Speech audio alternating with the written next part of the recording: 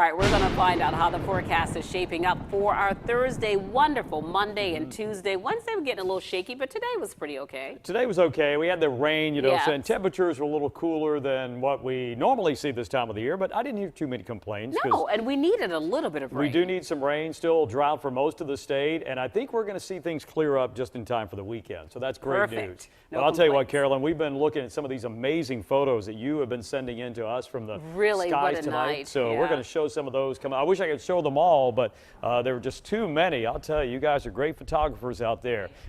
You bet. Let's look live now down at the College of Charleston where the streets are wet, as you can certainly see from the rain that's been falling here tonight. We'll keep showers in there, 72. Low 70s at 3, 71 at 6. You notice temperatures not changing very much. Then we'll see close to 80 by lunchtime as we'll start to see at least a better chance of getting some dry weather. Lori Stanley was out on a harbor cruise and got this beautiful rainbow there. Well done there, Lori. Evan West was out covering the Charleston Southern football game at Buck Field and getting a double rainbow as the sun was setting earlier. Look at this beautiful picture. Phil Bennett from Mount Pleasant, and for you Clemson fans, it almost looks like Clemson colors, the purple and orange, and a winning night for the Tigers tonight. Kristen Mayhall from Mount Pleasant, beautiful skies there looking out over the marsh. Also Kelly Lee Egan Lucas, who actually lives in Florida now, visiting back to the Low Country where she used to live. Welcome back, Kelly Lee, and you can see capturing on Shem Creek some great photos there. Betty Gore, the Wapu River,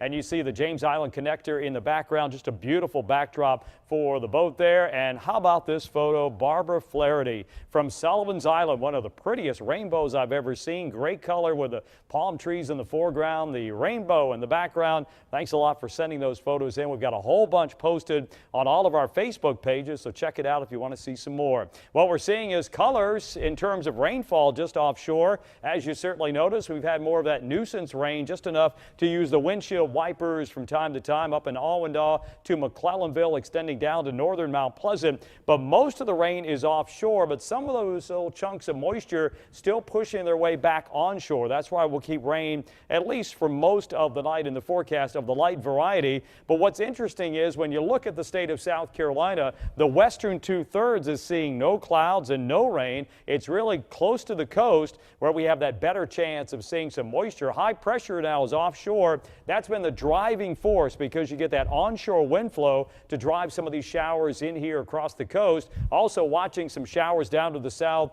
in Florida. Also, the National Hurricane Center is watching an area for potential development. Very small risk, but a risk just the same as that area of moisture is going to move over Florida. What does that mean for you? It means still the threat of some showers, maybe a clap of thunder, and 83 tomorrow. Then on Saturday, 85. It looks like Saturday will be an improving weather day, but by far Sunday will be the better day of the weekend days coming up with sunshine, even warmer, 88, and then back to work and back to school, not too bad. At the beach, not the best beach day for tomorrow because the chance of rain will be higher there, closer to the coast, but Saturday improving. Sunday will be a pretty good beach day with temperatures in the mid-80s. Our 3-degree guarantee, 80-hour forecast, only made it up to 77, but that does count. So Glass Pro, our sponsor, giving another $100 to Colleton County First Steps. So far, $1,200 is money in the bank, Carolyn Murray. So let's make it $1,300 tomorrow. Let's keep our fingers crossed for high school football. And we're looking forward to going live at Wando. All right. As Somerville, the Green Wave, taking on the Wando Warriors tomorrow night. That's a big game. We'll be there live. Come on by and say hello. All right. And thanks again for all those great pictures that we saw tonight. All right. Well, stick around because News 2's Lainey Fritz is coming up next with a look at sports.